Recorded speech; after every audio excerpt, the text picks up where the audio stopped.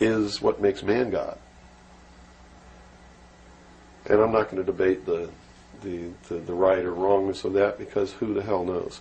But I can tell you that they pervert whatever it is that might be divine about their philosophy by becoming what they profess to destroy. To destroy, yes. And so, in their zeal to bring about the New World Order, they destroyed the political will of the nation when they assassinated John F. Kennedy, which has furthered their goals, because it made a lot of people feel so helpless that, God, if they can kill the president, who am I? You know, what can I do? I'm just one lonely, helpless person. So they quit voting. They abdicated their power. And, of course, through agents like Robert Groden and many others, Oliver Stone, they're being convinced that our government sucks, that our government is the problem, that the Constitution doesn't work, that the Bill of Rights aren't real. We're playing right into their hands, in other words. We're playing right into their hands, because there's nothing wrong with the Constitution or the Bill of Rights or our government. The people. You see, it's been infiltrated. And from within, they are eating at the heart of this nation like a cancer, this secret society. They are destroying it. They are subverting it. Our Constitution has not been allowed to work since 1945, and maybe even earlier.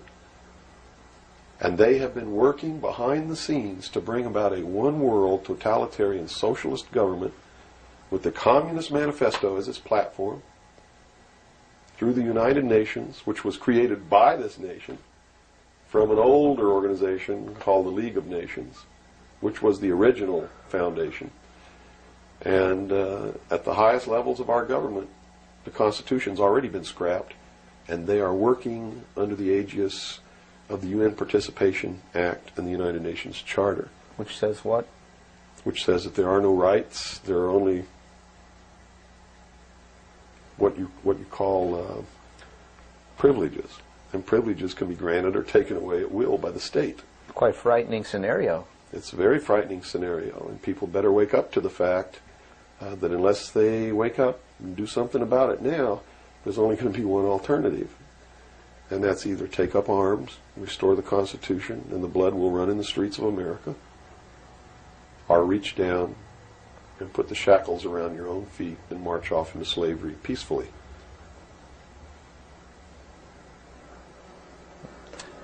It's not going to be easy the coming years.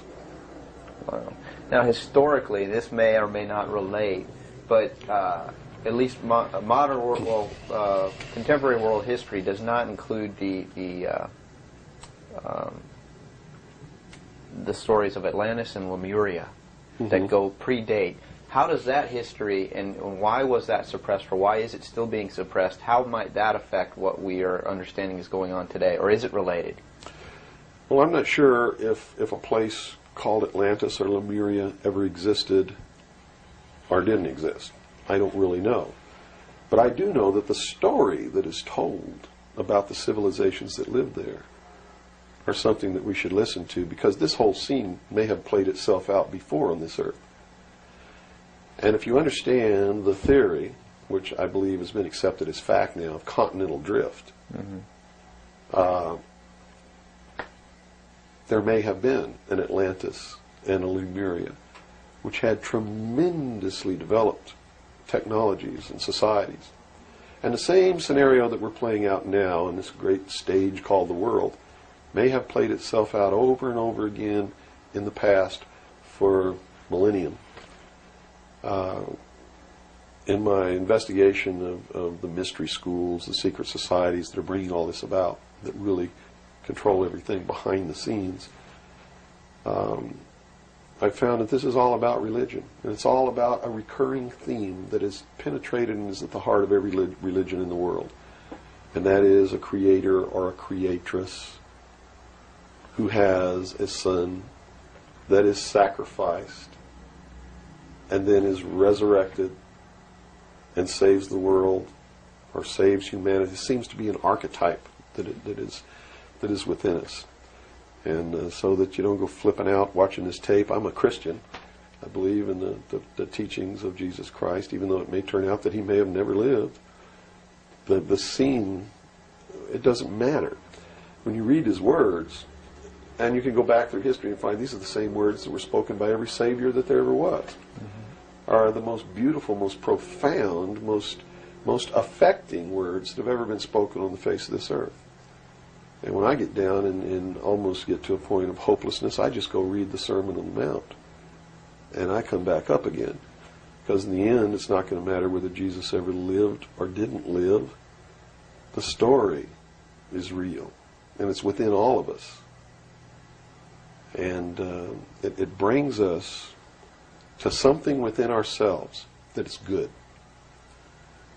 But these men don't look at that.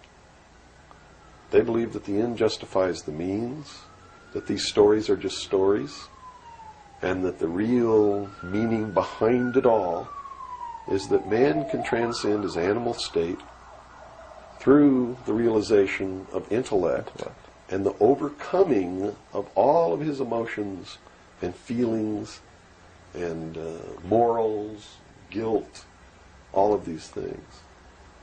And I just can't go along with that because I believe it's our emotions that tell us when we're doing wrong.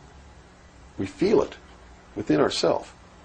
And a person without that capacity to feel when they're doing wrong becomes a sociopath, which is someone without a conscience who really believes that the end justifies the means and therefore has no pangs of conscience nor no reluctance to murder someone who gets in their way.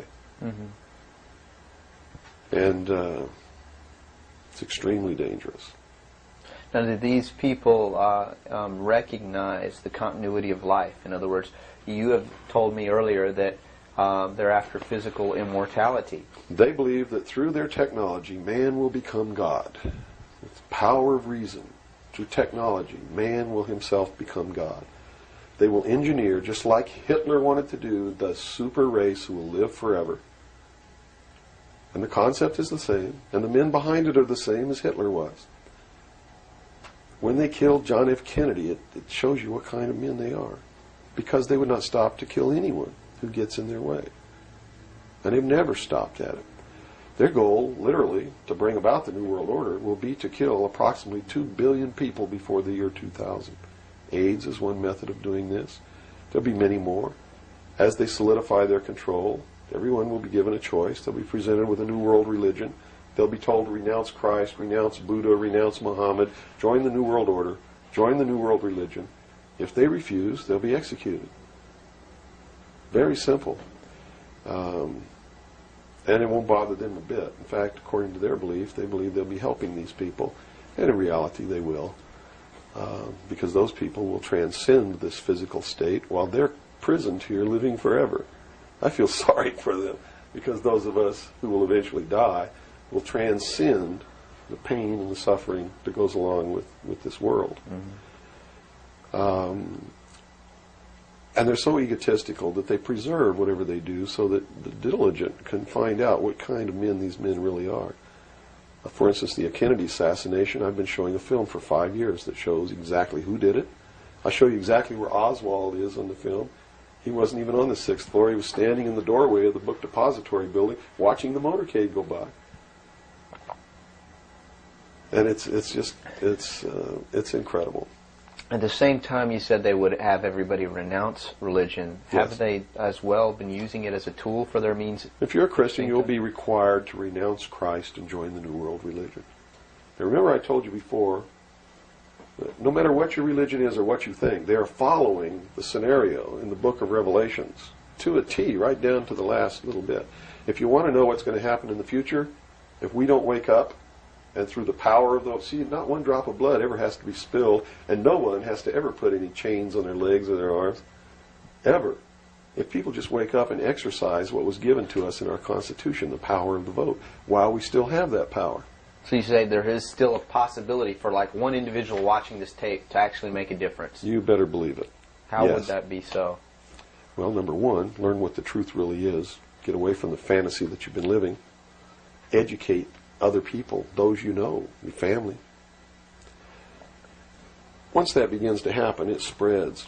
And then if the people decide that they don't want what they have in store for us planned, just through the power of the vote, they can make this country and the world